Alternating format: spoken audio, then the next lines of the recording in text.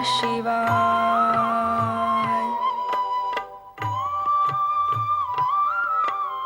ओम नमः शिवाय। प्रिय लक्ष्मी, ये आज तुम्हें शिव भक्ति का विचार कैसे आया? महाप्रभु, आपको ध्यान मग्न देख मैं संसार भ्रमण के लिए चली गई। संपूर्ण जगत में जहां भी देखो शिव की महिमा ही छाई हुई है। शिव की पूजा, शिव का नामस्मरण, शिव के मंत्रों का जाप। सोचा मैं ही इससे विलग क्यों रहूं? मैं भी ओम नमः शिवाय मंत्र के जाप का आनंद ले लूं। उत्तम, अति उत्तम। सुख और शांति प्राप्त करने के लिए शिव भक्ति से बढ़कर अन्य कोई उपाय नहीं। इस नाम में सृष्टि की धड़कन है और सृष्टि धड़कन को लयबद्ध करने वाले भी स्वयं सदाशिव ही हैं। शिव सर्वत्र है, शिव सर्वज्ञ है और शिव भक्तों का सर्वस्व भी है। ये आप कह रहे हैं प्रभु? आप जो जगदीश्वर है, विश्व के पालन करता है? मैं जगदीश्वर और सृष्टि का पालन करता अवश्य हूँ, किंतु सदाशिव के इच्छानुसार ही मैं अपना कर्तव्य पालन कर रहा हूँ। मैं और ब्रह्मा दोनों ही उनकी कामना के फल हैं।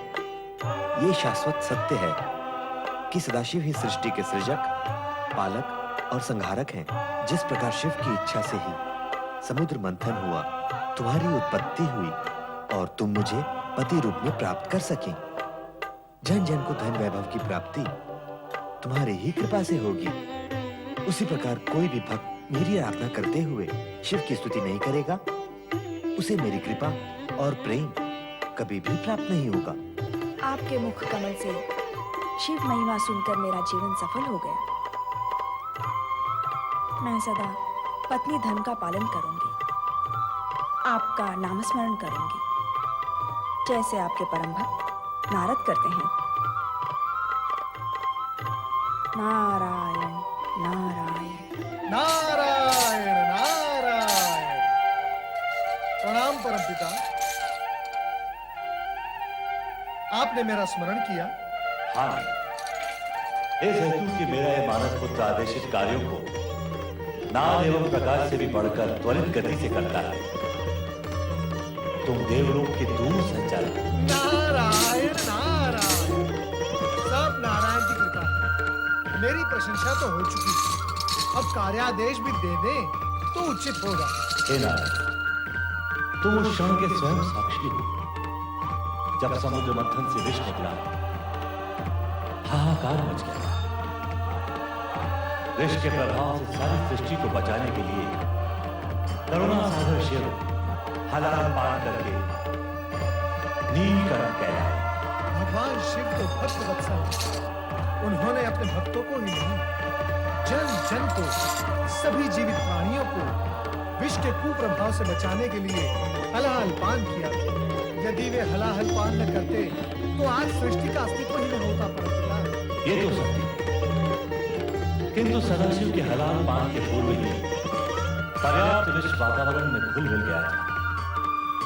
प्रदूषण के चिन्ह यहां वहां वातावरण में दृष्टिगोचर भी हो रहे हैं। प्रकृति और जीवों की सुरक्षा के दृष्टिकोण से इस प्रदूषण को मिटाना अति आवश्यक है। यही सोचकर मैंने एक महान यज्ञ का आयोजन निश्चित किया। परंपिता, ये यज्ञ कहाँ संपन्न होगा? यह यज्ञ प्रयाग की पवित्र भूमि पर होगा। इसमें भाग लेने के लिए सभी देवी देवताओं और ऋषि मुनियों को आमंत्रित करने की मेरी अभिलाषा है और आमंत्रण देने का महत्वपूर्ण कार्य मैं तुम्हें सौंपता हूं। हे परमपिता, इतने महत्वपूर्ण कार्य का इस अकिंचन नारद को सौंपना ये दर्शाता है कि आपके मन में मेरे प्रति कितनी कृपा और स्नेह है। आपके इस स्नेह और कृपा का मैं सदा के लिए आभारी हूँ। इसमें आभार की कोई आवश्यकता नहीं है। ये महत्वपूर्ण कार्य हमने तुम्हें इसलिए सौंपा है क्योंकि श्री हरि विष्णु के परम भक्त होने के नाते तुम सबके प्रिय हो। तुम्हारा कोई कुछ नहीं बिगाड़ सकता। तुम इतने वाक्पटु एवं चतुर हो कि कठिन से कठिन कार्य भी सहजता से पूर्ण कर देते हो। सब आपके आशीर्वाद का परिणाम है। परमपिता, अब मुझे आज्ञा दे।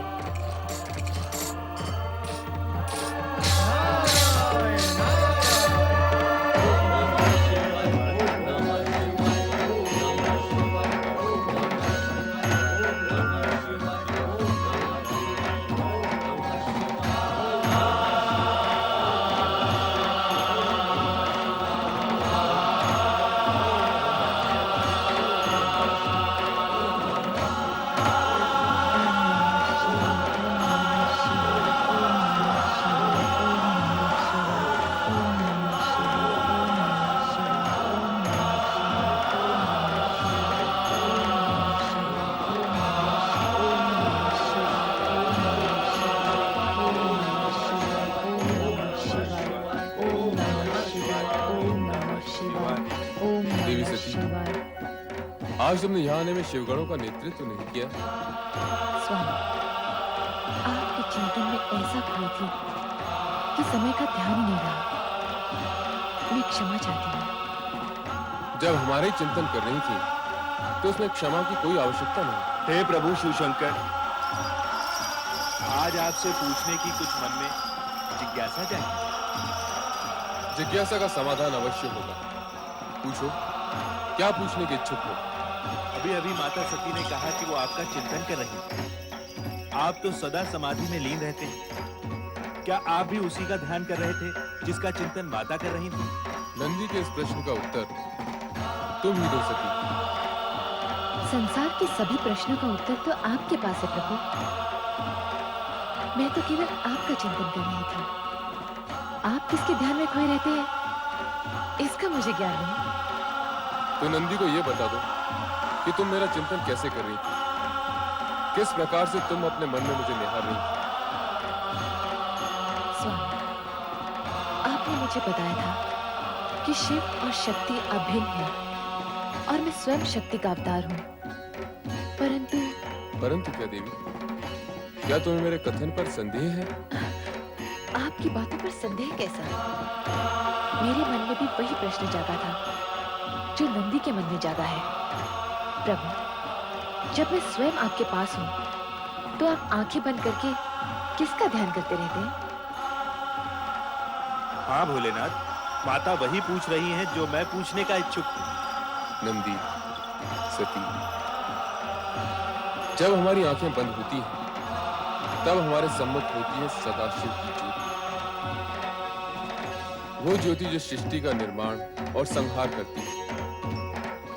यही ज्योति शिव ज्योति के नाम से भी जानी जाती है तथा ब्रह्म ज्योति के नाम से भी प्रसिद्ध है। परमात्मा की इसी उज्ज्वल ज्योति का ध्यान योगी जन करते हैं। नारायण नारायण। हे महेश्वर, माता सती, नारद का प्रणाम स्वीकार हो। आओ नारद, अधिक समय के पश्चात दर्शन किए। हे महेश्वर, क्षमा कीजिए। आपकी इच्छा के बिना मैं आपके दर्शन के लिए कैसे आ सकता हूँ? आज आपने मेरा स्मरण किया और मैं आपकी सेवा में उपस्थित हूँ। देवर्षि, आज प्रभु ने आपका स्मरण किया। देवी सती, नारद की शब्द शैली से भ्रमित होकर सुनने वाला सोचता ही रह जाता है। महेश्वर, ये आप मेरी निंदा कर रहे हैं या प्रशंसा? मैं समझ नहीं पाया। हम तो सदा तुम्हारी प्रशंसा ही करते हैं नारद। अब बताओ, यहाँ किस विशेष उद्देश्य से पधारे हो? महेश्वर, इस समय तो मैं परमपिता ब्रह्मा जी का दूत बनकर आया हूँ। नारायण नारायण। ब्रह्मदेव की दूत? हाँ माता, परमपिता ब्रह्मा जी ने निश्चय किया है कि समुद्र मंथन से होने वाले प्रदूषण से मुक्ति हेतु एक महायज्ञ का आयोजन किया जाए। अति उत्तम विचार है ब्रह्मदेव का। कहाँ होने जा रहा है ये महान यज्ञ? प्रयाग की धर्म भूमि पर परमपिता ब्रह्मा जी ने यज्ञ हेतु आपको सादर निमंत्रण भेजा है।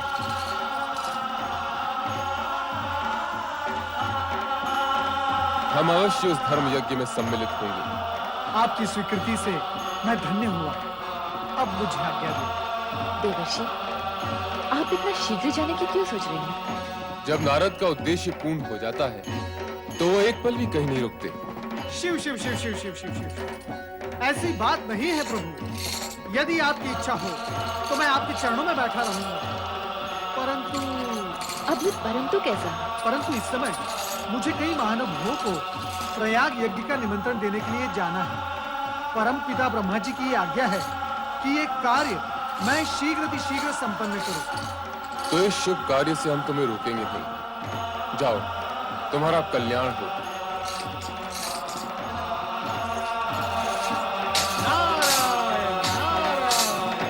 स्वामी, यदि आज्ञा हो तो कुछ पूछो। क्या अब भी कोई प्रश्न शेष रह गया है? स्वामी, क्या प्रयाग यज्ञ में मैं भी आपके साथ सम्मिलित हो सकती हूँ? एक ओर महायज्ञ, दूसरी ओर पुण्य स्थली का तरस परस, दो पुण्य के कार्य एक ही साथ हो जाएंगे स्वामी।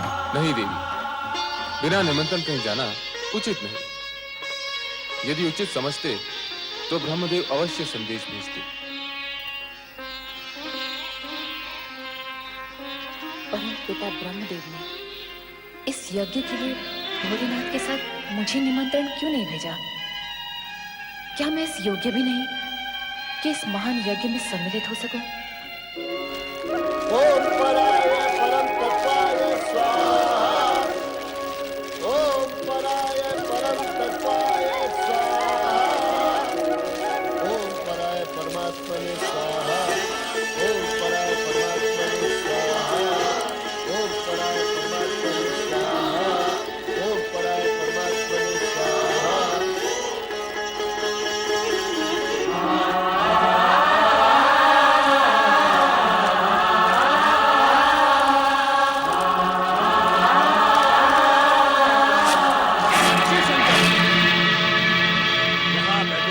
सम्मानित व्यक्तियों ने मुझे आदर देने हेतु अपने मस्तक झुकाकर मुझे प्रणाम किया, किंतु तुमने मेरे अपने जमाता होते हुए भी मेरी ओर देखा तक नहीं। राजन, मैं इस पवित्र प्रयोजन में यज्ञ अग्नि की ओर देख रहा था, जो किसी भी व्यक्ति विशेष से अधिक वंदनीय है। असत्य, अब तुम इस योग्य ही नहीं रह गए हो कि इस यज्ञ की पवित्र अग्नि को अपनी आंखों से भी स्पर्श कर सको। भूतों पिशाचों से सेवित होकर तुम्हारे वेदों कर्म लुप्त हो चुके हैं। अब तुम मात्र शास्त्र विधि की अवहेलना और नीति मार्ग को कलंकित करने वाले पाखंडी, दुष्ट और पापाचारी पुरुष मात्र रह गए हो।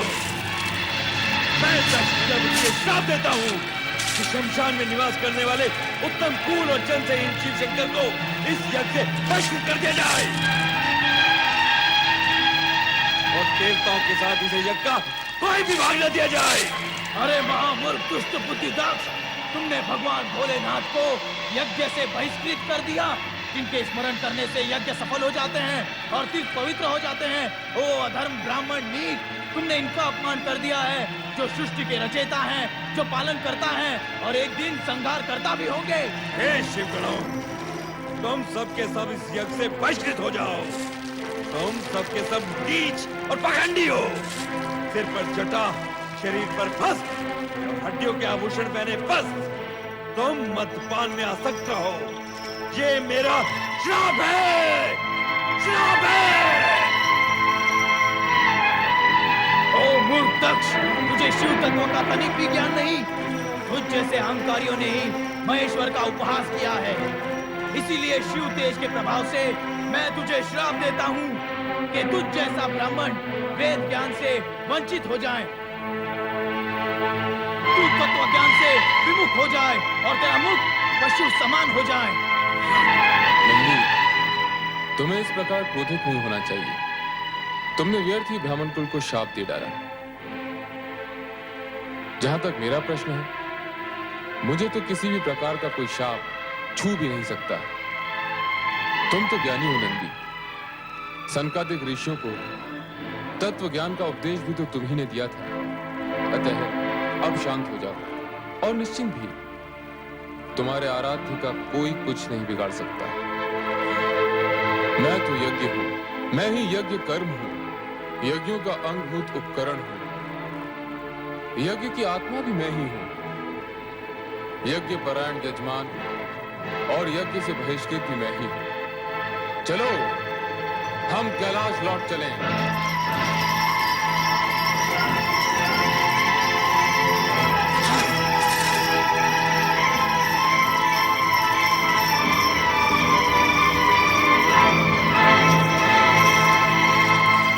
पुत्र दक्ष, यज्ञ पूर्ण करो। इतना सब कुछ हो जाने के उपरांत इस यज्ञ का आरती क्या रह गया पिताश्री? मेरा चित्त यहाँ से हट चुका है। दक्ष, पुत्र दक्ष, दलित सुनो। चराचर जगतपति शिव शंकर का अपमान करके पुत्र दक्ष ने उचित नहीं किया। अकारण क्रोध का परिणाम अच्छा नहीं होता। क्या हुआ नाथ? क्या बात है? आप तो यज्ञ में गए थे। यज्ञ का अनुष्ठानों के उपरांत तो चित्त शांत हो जाता है। और आपका स्वास्थ्य तो ठीक है ना स्वामी? कहे तो राजवैद्य जी को। मुझे कुछ नहीं हुआ। दक्ष प्रजापति को कुछ नहीं हो सकता। सर्वनाश के दिन तो आ गए उस अहंकारी भूतनाथ के, जिसने आज भरी सभा में मेरा अपमान किया है। आप जामाता जी की बात कर रहे हैं? क्या किया है उन्होंने जो आप क्रोध में बिफरे जा रहे हैं? क्या नहीं किया उसने? भूत प्रेत निशाचरों के साथ शमशान में रहने वाले उस औगड़ शिव का तो साहस तो देखो। बड़े बड़े देवता और ऋषि मुनियों ने जिस तक्ष का अभिवादन किया हो, उसी की उपेक्षा कर डाली उसने। गणमान्य विद्वान या महत्वपूर्ण व्यक्ति के रूप में न सही, ससुर के रूप में तो मुझे नमन कर ही सकता था। हो सकता है उनका पूरा ध्यान उस समय यज्ञ की ओर लगा हो। तुम उस नीच का साथ दे रही हो महारानी, जिसके टेढ़े तिरछे मुख वाले गणों ने मेरा जी भर के अपमान किया है, मेरे ब्राह्मणत्व को ललकारा है, श्राप दिया है मुझे। अवश्य आपने भी कुछ कहा होगा, तभी तो। एक तो तुम हो जो उस चटा झूठधारी नंग धड़ंग जामाता पर अपने हृदय का पूरा प्रेम उड़ेल रही हो, और दूसरे हैं मेरे पिता, जिनके दबाव में आकर मुझे अपनी सती का विवाह उस दुष्ट के साथ करना पड़ा। मेरा वश चले तो। बस कीजिए स्वामी, बस कीजिए। आपका ये शिव क्रोध मुझे किसी अनिष्ट की चेतावनी दे रहा है। भगवान के लिए मुख से एक भी अपशब्द मत निकालिएगा। मुख से कहने से क्या लाभ? अब तो अपमान का बदला अपमान से ही लिया जाएगा। महारानी, मैं शीघ्र एक महान यज्ञ का आयोजन करूंगा, जिसमें मैं तुम्हारे लाडले जामाता को कदापि कदापि आमंत्रित नहीं करूंगा। ये आप क्या? इतना ही नहीं, उसका यज्ञ भाग भी उसे नहीं मिलेगा, कदापि नहीं मिलेगा। प्रतिशोध लूंगा मैं, प्रतिशोध, प्रतिशोध, प्रतिशोध। शिव शंकर से प्रतिशोध लेने के लिए निश्चय कर चुके हठधर्मी और क्रोधी पुत्र दक्ष से पिता ब्रह्मदेव ने प्रयाग यज्ञ तो किसी प्रकार संपूर्ण करवा लिया, किंतु उसके अनिष्टकारी निश्चय से आशंकित एवं अशांत ब्रह्मदेव ब्रह्मलोक का अपना कमलासन त्याग कर एकांत में चिंतन के लिए चले गए। नारायण नारायण। परमपिता ब्रह्मा कहाँ है आप? आज आपका ये कमलासन रिक्त क्यों है? कृपया पधारिए। ओम नमः शिवाय।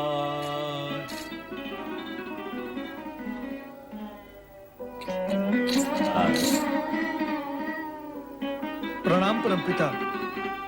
क्या बात है? तुम इतने व्यग्र क्यों हो रहे हो? आश्चर्य तो इसी बात का है कि आप व्यग्र नहीं हैं। आपके द्वारा आयोजित प्रयाग यज्ञ में इतना बड़ा अपमान और शापकांड हुआ और आप शांत हैं? और परमपिता, आप मुझे ये बताएं कि आप अपना आसन छोड़कर कहां चले गए थे? किसी अनिष्ट की आशंका से बचने के लिए एकांत में चिंतन कर रहा था नारद। परमपिता, आपका ये कमलासन चिंतन का ही तो केंद्र है। चिंतन के लिए यहाँ से अदृश्य होने का प्रयोजन? ये तो मैं तुम्हारी पुकार पर चला आया, अन्यथा मुझे यहाँ से कुछ समय के लिए अदृश्य रहना था। परमपिता, इसका कारण? पहले मेरे इस प्रश्न का उत्तर दो कि तुम स्वयं प्रयाग यज्ञ के संदेशवाहक होकर भी प्रयाग यज्ञ में उपस्थित क्यों नहीं हुए? नारायण नारायण। परमपिता, आप मेरी विवशता समझ सकते हैं। श्री हरि विष्णु ने जब यह आशंका व्यक्त की कि उस यज्ञ में कुछ अनिष्ट होने जा रहा है, तो उनकी आज्ञा अनुसार मैं वहां उपस्थित नहीं हुआ। परमपिता, अब आप ही बताएं कि भगवान शिवशंकर का अपमान मैं कैसे देख सकता था? आप समझा। परमपिता, एक बात मेरी समझ में नहीं आई। कौन सी बात? आपने भ्राता दक्ष को भगवान शिवशंकर का अपमान करने से रोका क्यों नहीं? इस हेतु कि वो भभूतधारी औगढ़नाथ अपमान और शाप के योग्य ही है। नारायण नारायण। ऐसा अशुभ बोलकर अपने सर्वनाश को आमंत्रण न दो भ्राता दक्ष। सर्वनाश है? सर्वनाश तो उसी का होगा जो सर्वनाश के योग्य है। हम दक्ष प्रजापति हैं, सारी प्रजा के पालन करता। हमारा अपमान करने वाले को अपमान का दंड भुगतना ही होगा। नारद, दक्ष, क्रोध के आवेश में आकर तुमने यज्ञ भूमि में जो अनर्थ कर डाला, उसका तुम्हें तनिक भी दुख नहीं है। अब क्या क्या करने आए? परमपिता, हम यहाँ आए दक्ष यज्ञ के निमंत्रण हेतु। दक्ष यज्ञ? कैसा दक्ष यज्ञ? परमपिता, आपने अपना वो यज्ञ हमसे बलपूर्वक पूर्ण करवाया, उससे हम संतुष्ट नहीं हैं। इस कारण हमने निश्चय किया है कि दक्ष भूमि कनखल में एक महान यज्ञ का आयोजन किया जाए। नारायण नारायण। इस यज्ञ का प्रयोजन? नारद, ये आवश्यक तो नहीं कि हम तुम्हारे हर प्रश्न का उत्तर दें, परंतु यदि आयोजन का कारण जानना ही है तो सुनो। दक्ष यज्ञ का आयोजन करके हम शिव को सदा सदा के लिए सभी यज्ञों से बहिष्कृत कर देंगे। हम इस यज्ञ के द्वारा शिव से अपने अपमान का प्रतिशोध लेंगे। दक्ष, शिव तो साक्षात परम ब्रह्म है, तुम उन्हें क्या बहिष्कृत करोगे? ऐसा अनुचित विचार भी अपने मन से निकाल दो। हमारा ये विचार ही नहीं, अटल निश्चय है परमपिता। हम अभी अभी श्री हरि विष्णु को निमंत्रण देकर आ रहे हैं और हमने उन्हें ये शपथ दिलाई है कि उन्हें हमारे इस यज्ञ में सम्मिलित होना ही होगा, जिसमें कैलाशपति शिव का कोई स्थान नहीं होगा। परमपिता, नारायण नारायण। भगवान शिव महेश्वर होने के साथ साथ आपके जमाता है और आपकी पुत्री सती के पति भी। उन्हें आप यज्ञ से बहिष्कृत कैसे कर सकते हैं? तुम चुप रहो नारद। हाँ? हमने शिव को इस यज्ञ से ही नहीं, अपने जीवन से भी बहिष्कृत कर दिया है। पिताश्री, आप समय से पूर्व यज्ञ में पहुंचकर पूरी व्यवस्था का संचालन कीजिए। हम यही कहने आए हैं।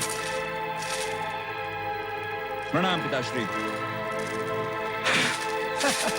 नारायण नारायण। इतना क्रोध, इतना अभिमान, अवश्य दक्ष प्रजापति के सर पर दुर्भाग्य मंडरा रहा है। शिव के प्रति तीव्र रोष उन्हें कहीं का नहीं रखेगा। परमपिता, मेरी आपसे प्रार्थना है कि उस यज्ञ में आप सम्मिलित न हो। हम अपने ही पुत्र के यज्ञ में सम्मिलित नहीं हो, यह कैसे हो सकता है नारद? हमें जाना ही होगा।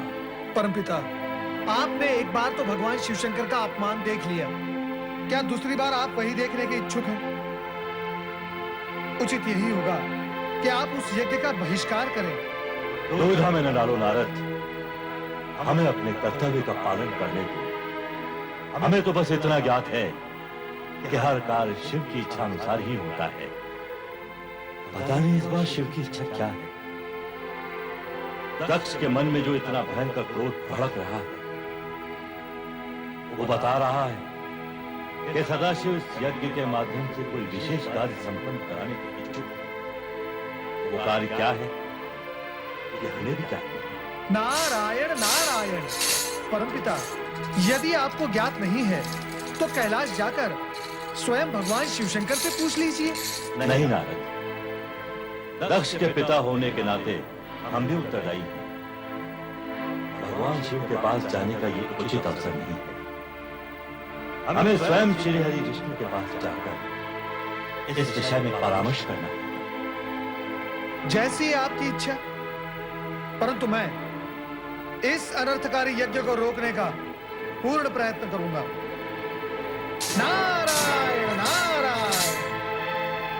देवादिदेव महादेव ने प्रयाग यज्ञ में दक्ष को श्राप न देकर अपने पराग पर ब्रह्म होने का परिचय दिया है।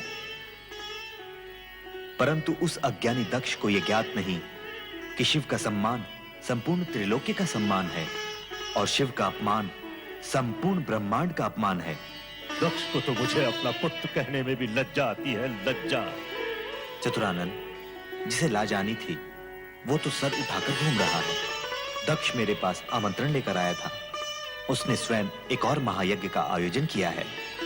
आप वहां जाएंगे नाथ? अभी कोई निर्णय नहीं किया।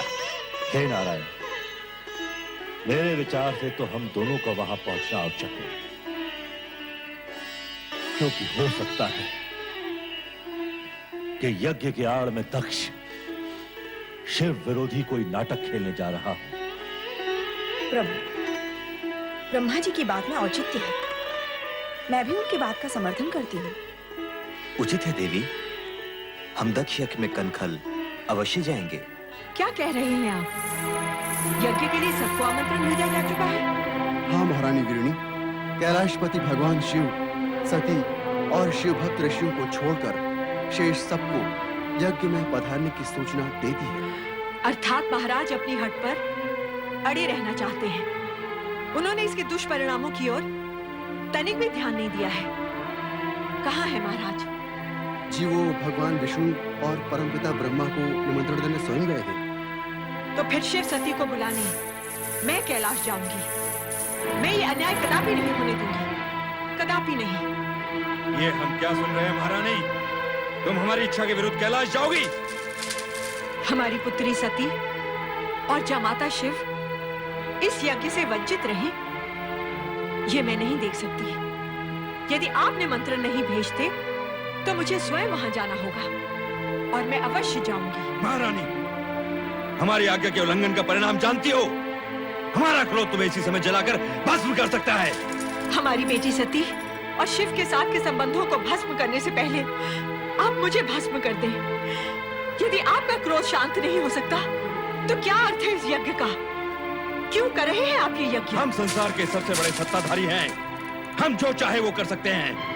हमारे अधिकारों को चुनौती देने वाली तुम होती कौन हो? नारायण नारायण, शांत हो जाइए भ्राताध्यक्ष। आपका क्रोध जग प्रसिद्ध है, परंतु यज्ञ करने वाले को क्रोध करना शोभा नहीं देता। नारद, तुम यहाँ भी चले आए? नारायण नारायण, मैं तो बिना निमंत्रण के ही हर कहीं पहुंच जाता हूँ भ्राताध्यक्ष। इसके लिए न आश्चर्य की आवश्यकता है न क्रोध की। देवर जी, देख रहे हैं ना इनका हठ। आप ही बताइए, शिव शंकर को बुलाए बिना क्या कोई यज्ञ पूर्ण हो सकता है? कदापि नहीं। शिव जी के बिना यज्ञ अधूरा ही नहीं, अनिष्टकारी भी है। भ्राता दक्ष, इसीलिए मैं आपको यहाँ सावधान करने के लिए आया हूँ। या तो शिवसती को निमंत्रण भेजिए या इस यज्ञ का विचार ही त्याग दीजिए। ऐसे शिव विहीन यज्ञ से किसी का कोई भला नहीं होने वाला। ये यज्ञ होगा और शिव सती के बिना होगा। ये हमारा निश्चय है और हम अपने अटल निश्चय को कदापि नहीं बदलेंगे। नारद जी की बात मान लीजिए। शिव सती को आमंत्रण भेज दीजिए स्वामी। अभी भी देर नहीं हुई है। यदि आपको शिव जी के पास कैलाश जाना स्वीकार नहीं है तो मैं चला जाऊंगा आपका भाई होने के नाते। भावज वीरणी की बात मान लीजिए भ्राता। एक तो तुम बिना बुलाए हमारा क्रोध जगाने यहाँ चले आए हो, दूसरे यज्ञ में हस्तक्षेप करने का साहस कर रहे हो। नारद, हम कहते हैं चले जाओ यहाँ से, चले जाओ। आप ये क्या कर रहे हैं स्वामी? देवर्षि नारद आपके भ्राता होने के साथ साथ सबके पूज्य भी हैं। नारायण नारायण, विनाश काले विपरीत बुद्धि। किसी ने ठीक ही कहा है, जब विनाश समीप आता है तो बुद्धि भी विपरीत हो जाती है। अब मैं ना आपके इस महल में आऊंगा ना आपके उस अनिष्टकारी यज्ञ में। भवज वीरणी, अब आज्ञा दीजिए। भगवान भोलेनाथ आपका कल्याण करेंगे। नारायण नारायण।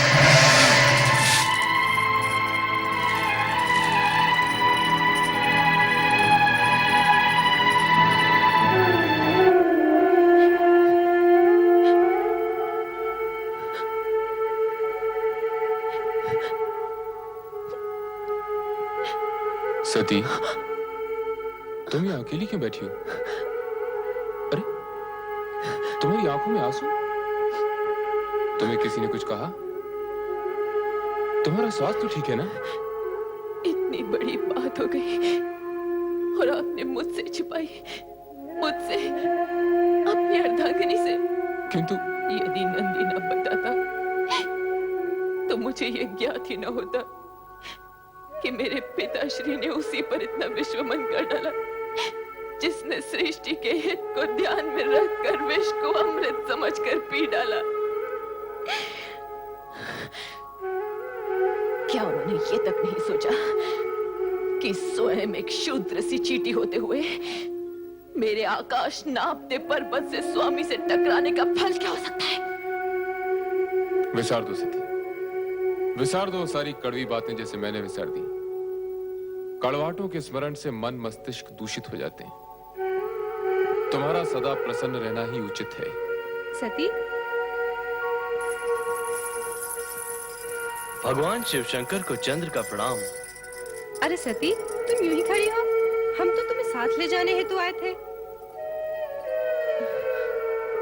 कहाँ? पति प्रेम में तो तूने सभी को विसार दिया है सती, अपने मायके, अपने माता पिता, सबको। बात यह है कि हम लोग यज्ञ में सम्मिलित होने दक्ष महल जा रहे थे। सोचा आप लोगों को भी साथ लेते चलें, किंतु आप लोग तो अभी हमें पिताश्री ने निमंत्रित नहीं किया। ये कैसे हो सकता है कि हमें तो आमंत्रित करने वे स्वयं आए और तुम्हें विसार दें? यज्ञोजन कोई छोटा मोटा काम नहीं। हो सकता है व्यस्तताओं के कारण इस महत्वपूर्ण कार्य का स्मरण न रहा हो। मैं अभी जाकर स्वयं उनसे पूछकर निमंत्रण भिजवाता हूं। तो हमें अब आज्ञा दीजिए।